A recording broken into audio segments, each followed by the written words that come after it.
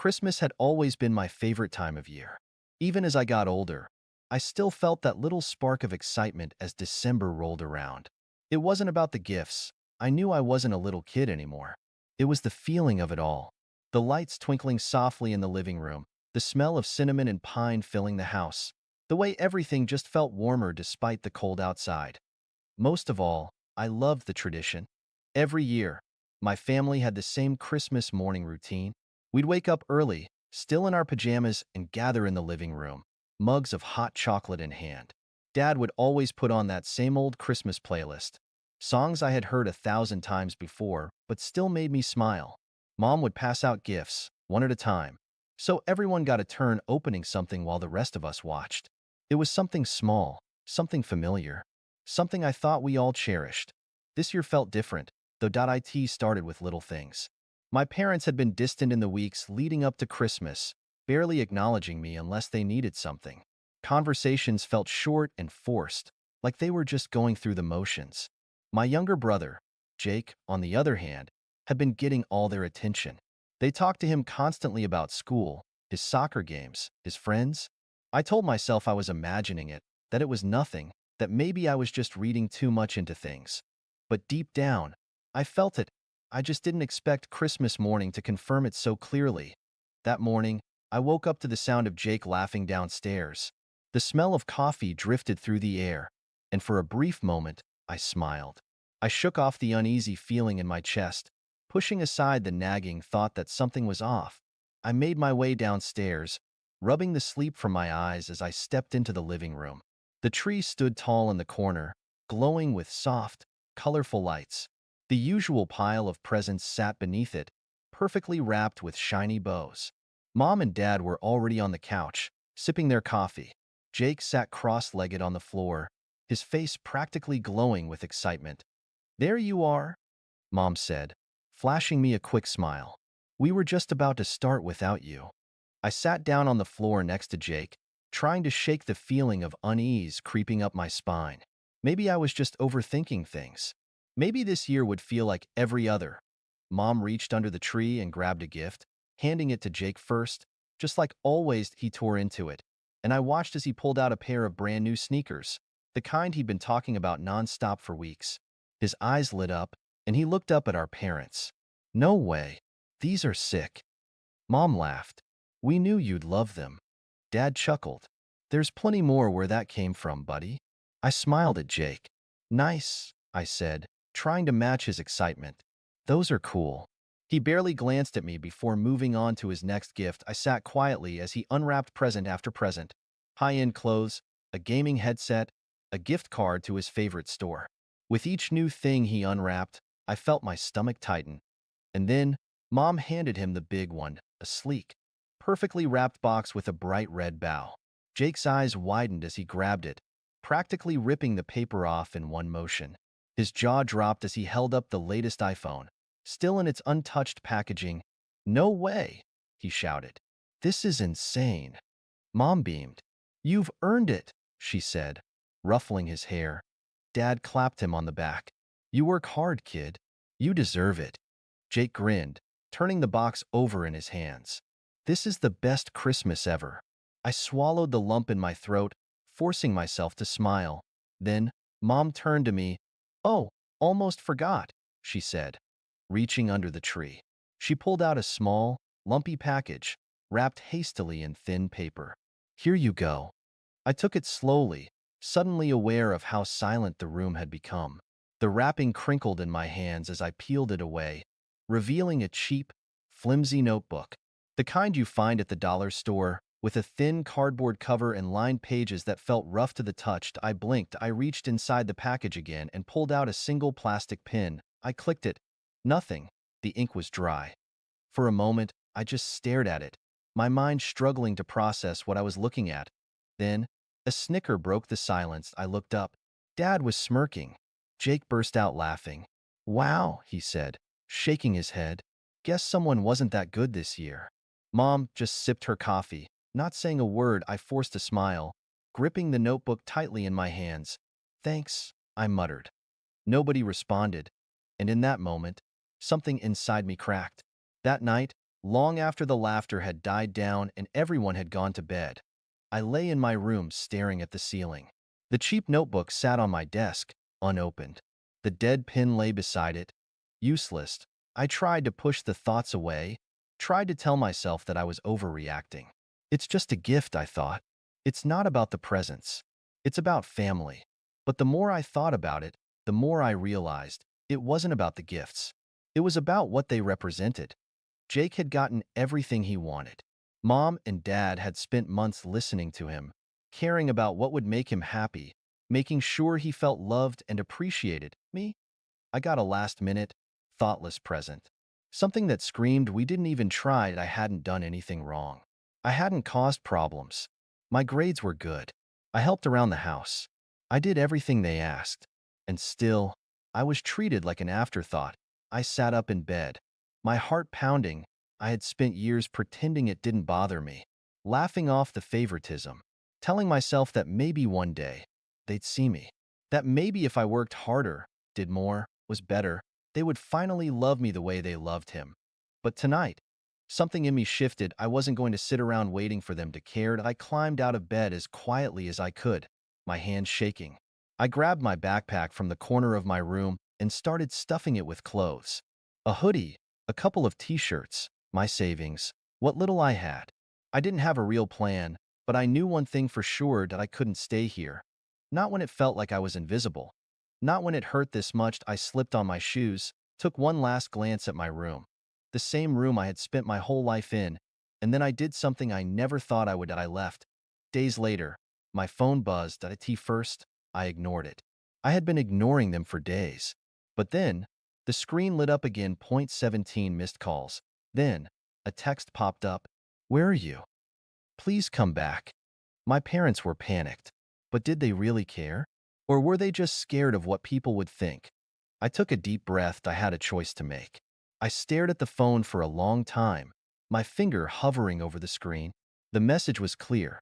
They were looking for me, desperate for me to come back. But why? Was it because they missed me? Or was it just because everything had gotten too complicated and they didn't know how to fix it? I felt a wave of bitterness rise in my chest, but then another thought crept in. What if they were genuinely worried? What if they realized what they had done wrong? I turned the phone off, staring down at it for a while before putting it back in my pocket. I didn't know what to think anymore. My whole life, I had tried to prove myself. I had tried to be the daughter they would finally notice, the one they would look at with pride like they did with Jake. But all that time, all those years, I had been invisible. And now, they were panicking because I was gone. But were they panicking because they realized they messed up? Or because they were losing control of their perfect image of a happy family? I didn't know. And right now, I wasn't sure if I wanted to find out. The next few days were the quietest I had ever known. I stayed at a friend's house, not telling anyone where I was. I spent my time thinking. Maybe I was being dramatic, but the more I thought about everything, the more I realized I was tired of always being the afterthought. A few days later, I received a call. It was Mom. She sounded frantic, almost pleading. Please, come home. We've been so worried. It's not like this. We promise we'll fix it. Just come home. I sat silently for a moment. Did I really want to go back? It took me a while, but I finally decided to pick up the phone. I'm not coming back.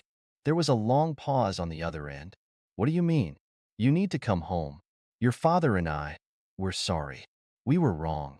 I could hear the sincerity in her voice, but I wasn't sure if it was enough. I don't know if I can believe you, I said softly. You've treated me like I don't matter for years. It's not just about the presents, Mom. It's about how I've been invisible all this time. I don't know if I can just forget that. I hung up the phone and took a deep breath, my heart racing. I wasn't sure what was going to happen next, but I knew one thing for sure. I wasn't going to be anyone's second choice anymore. The days after that phone call felt like a blur. I spent most of my time reflecting, trying to find some sense of peace within myself. My mind kept bouncing back and forth. One minute, I felt like I was doing the right thing, standing up for myself. But the next, I felt a pang of guilt. I wasn't used to being defiant. I wasn't used to putting my foot down and demanding respect. My entire life, I had been the good daughter, the one who followed the rules and did everything expected of me. But now, I was walking away from everything that had once felt familiar, and it was hard that I thought about the Christmas morning. The look on my parents' faces when they handed Jake that shiny new phone, their pride so clear. I thought about the way I'd smiled through gritted teeth, pretending like everything was okay. But deep down, I knew it wasn't. The more I thought about it, the more I realized this wasn't just about Christmas. This was about years of being overlooked, of feeling like I didn't matter. And I didn't want to go back to that. But then, something happened. It was 2 weeks later when my mom showed up at my friend's house unannounced. I opened the door, startled to see her standing there, looking different. She was no longer the stern, distant figure I had known all my life. Her eyes were red, and her face was pale as if she hadn't slept in days. "Can I talk to you?" she asked softly. I stood frozen for a moment, unsure what to do. But something in her voice made me hesitate. I stepped aside, letting her come in. We sat down in the living room, and for the first time in a long time, the silence between us wasn't uncomfortable. It was raw, almost fragile. "I'm sorry," she said quietly. "I know I can't take back what happened, but I want you to know that I'm truly sorry. For years, I treated you like you didn't matter. And I know that now. I see it. And I hate myself for it." I could feel my chest tighten. This wasn't the apology I expected. I didn't expect her to take full responsibility like this, to admit her mistakes so openly. But there was something in her tone that made me want to believe her. "You're not invisible," she continued, her voice cracking. "I've always loved you. But I've been so caught up in making sure Jake had everything I thought he needed, I didn't realize how much I was neglecting you. You've always been enough, just the way you are. And I'm so sorry I made you feel otherwise." I didn't know what to say. Part of me wanted to accept her apology, but another part of me felt like I needed more than just words. "I don't know if I can just come back," I finally said, my voice barely above a whisper. "It's going to take time. You can't just fix this with a few sentences." She nodded, tears falling from her eyes. "I know, and I'll do whatever it takes to make it right. But I don't want to lose you. Please, just give me a chance." The weeks after that emotional confrontation with my mom were a mix of uncertainty and hope. Things were different now, but I wasn't about to just let my guard down completely. The pain of feeling unseen for so long didn't vanish overnight, and I couldn't just ignore the years of neglect. No matter how hard my parents tried to make things right, I spent more time with my mom and dad, but every now and then, I'd catch myself holding back, just in case. I had to make sure this wasn't some temporary change, some short-lived attempt at fixing things. I didn't want to be hurt again. But then something unexpected happened. One night, a few weeks after the apology, Jake called me. "I'm sorry," he said, sounding genuine. "I never meant to make you feel like that. I'm a jerk, and I didn't even realize what was going on until everything blew up. I didn't think about how you felt, and for that, I'm sorry." It felt strange to hear him say that. Jake and I had always had a sibling rivalry, but it was never this deep. We fought, sure, but it was the kind of fighting that felt normal, like any other brother and sister. But this felt different. This felt real. I wasn't sure what to say at first, but then I took a breath and replied, "Thank you. I didn't expect an apology from you, but it means a lot." He sounded relieved. "I really do hope we can get along better. I don't want to be part of the problem anymore." Over the next few months, I watched my family slowly begin to change. I won't say everything was perfect overnight, because it wasn't. There were still awkward moments, still moments where I questioned if they really meant what they said. But gradually, the distance between us shrank. My parents started taking the time to ask me about my day, to check in on me without it feeling like a duty. And the best part? They stopped comparing me to Jake. I noticed it the most when I got a new job offer. Instead of the usual, "Well, Jake did this," or "Jake got that," I heard, "We're so proud of you." As the months went on, things with my family began to settle. The apologies didn't feel as hollow anymore, and I could tell that my parents were genuinely trying to make things right. They were putting in effort, asking about my life and listening when I spoke. It wasn't perfect, and there were moments where I still felt a flicker of that old resentment, but things were better, and I could tell they were trying. Jake, too. Our relationship slowly improved. We had our awkward moments, but every conversation felt like a step forward. Sometimes we would joke around like we used to, or talk about things we never had the chance to discuss before. And while I still wasn't ready to completely forget the past, I couldn't deny that I was starting to feel like maybe, just maybe, things could go back to some version of normal. I never expected that apology from Jake, and I still don't think he fully understood the depth of how much his actions had hurt me. But the fact that he made an effort, that he acknowledged what had happened, it meant something. The biggest change, though, came from my parents. They took responsibility, which was huge. For years, I had felt like I was invisible, like I didn't matter in the grand scheme of things. And that Christmas morning, that was the tipping point. But in the months that followed, I saw them put their words into action. They didn't just apologize, they made sure I knew that I was valued. They made it clear that I was not second place, not an afterthought. It wasn't about the presents anymore. It was about the time, the attention, and the care. I started to see my parents as people, not just as figures in my life who only cared about their idea of a perfect family. But even with all of that, I realized something important. I had learned to stand up for myself. I had learned that it was okay to walk away when I needed to, and it was okay to demand more. For years, I had been silent, playing the role of the invisible child. But walking away? It made me realize I had a voice. I had a right to be heard. And maybe that was the most important lesson of all. So, looking back, was it the right decision to leave? Was it the right decision to stand up for myself and demand respect, even if it meant hurting my family in the process? In the end, I think I did what I needed to do. It pushed my family to change, and it pushed me to find strength I didn't know I had. Honestly, I think OP made the right call. It's tough to walk away from family, but sometimes it's the only way to get people to understand how much their actions have hurt you. What do you all think? Was OP right to leave, or should they have stayed and tried to work things out quietly? Drop your thoughts in the comments. And if you think OP handled it well, don't forget to subscribe for more stories like this one.